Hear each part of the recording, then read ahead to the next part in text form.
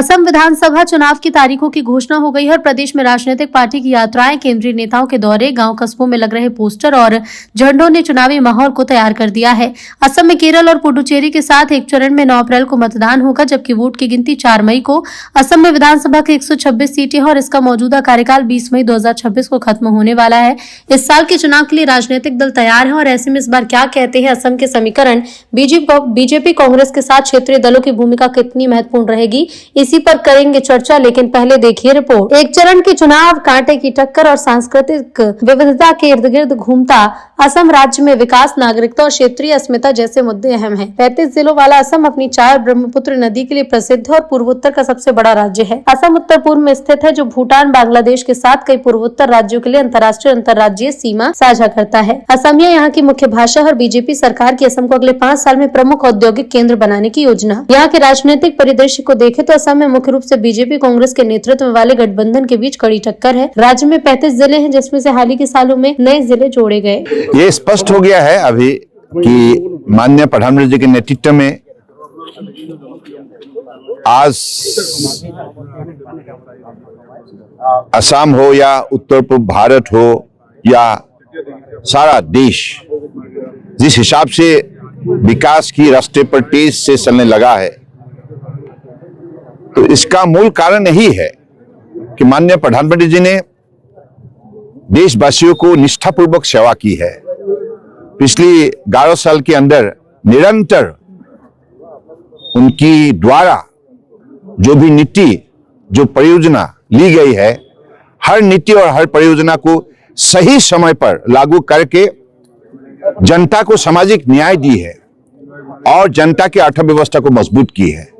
और असम में विशेष रूप से कांग्रेस ने 55 साल राज किया।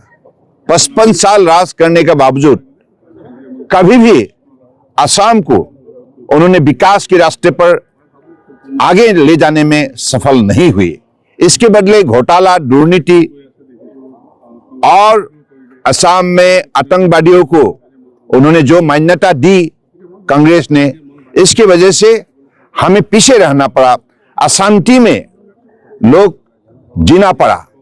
तो उस अंधकार माहौल से अभी जो रोशनियों का माहौल पे अगर किसने लाया है तो वो व्यक्ति है हमारे देश के आदर्शवादी नेता, दुनिया के सबसे लोकप्रिय नेता प्रधानमंत्री नरेंद्र मोदी जी। उन्होंने असम और नॉर्थ ईस्ट को इतना बड़ा महत्व दिया, आप विश्वास नहीं कर सकते हैं कि सिर्फ 11 साल के अंदर 7.5 लाख करोड़ उन्होंने इस क्षेत्र के विकास के लिए मदद की है।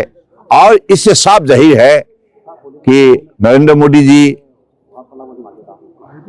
हमारे असम और नॉर्थ ईस्ट के लिए वो हमेशा बड़ी निष्ठापूर्वक भक्ति भावनाओं से सेवा की है।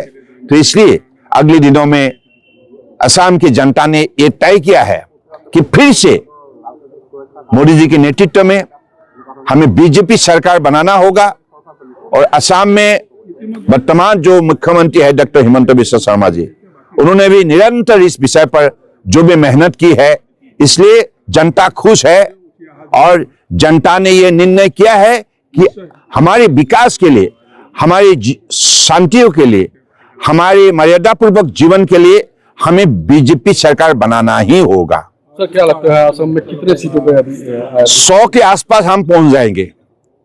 बीजेपी और गठबंधन जो है, हम साथ मिलकर will close to 100 seats. Sir, ये महागठबंधन जो हुई है कांग्रेस के द्वारा, वो अलग ही दावा कर रहे हैं जो असम में इस बार बीजेपी की सरकार नहीं होगी, आने वाले समय में हम ही गठबंधन की सरकार बनाएंगे। सर, कांग्रेस ने असम की जनता को जो भी अत्याचार की है, नाइंसाफी की है,